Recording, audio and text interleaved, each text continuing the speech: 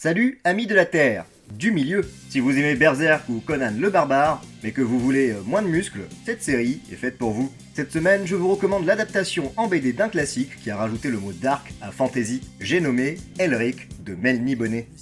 Elric est le roi sorcier déchu d'un empire sanguinaire dont le trône a été usurpé par son cousin. Étant de nature frêle et abîmé par la maladie, il pactise avec l'épée démoniaque et intelligente Stormbringer qui dévore les âmes en échange de force vitale.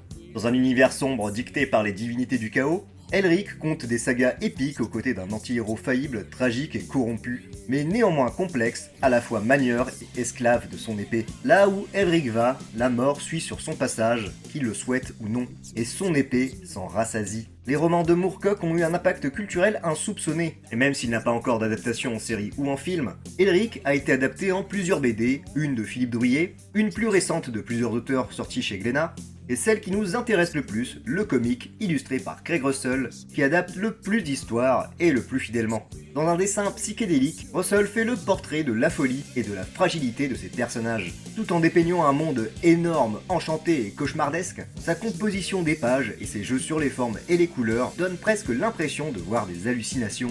Et ça préserve surtout le charme rock'n'roll borderline hippie. Et si on regarde bien, des illustrations de Michael Whelan pour Kiriton Gold, des paroles de Blue Oyster Cult ou encore Hawkwind, dans le rock, on parle la langue du champion éternel. Comme porte d'entrée, je ne peux que vous recommander La Cité qui rêve, ou la réadaptation française en 4 volumes chez Glénat, où Elric tente de récupérer son trône, quitte à sombrer dans les ténèbres. Des enjeux grandioses, des dragons, des démons, des mercenaires, des trahisons, des cités dont les murs sont des humains pétrifiés qui hurlent de douleur pour l'éternité, et tout un multivers torturé à découvrir jusqu'au volume Stormbringer, qui prend des proportions carrément apocalyptiques, comme si on avait jeté Tolkien au plus profond des enfers. Elric de Melny Bonnet est l'une des histoires les plus heavy metal jamais écrites.